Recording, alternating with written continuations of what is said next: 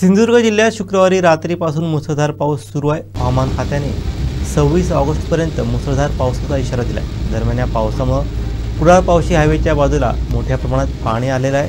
पावसाची संततधार अशी सुरू राहिल्यास मागच्या वेळेप्रमाणे पाणी पुन्हा हायवेवरती येण्याची शक्यता आहे।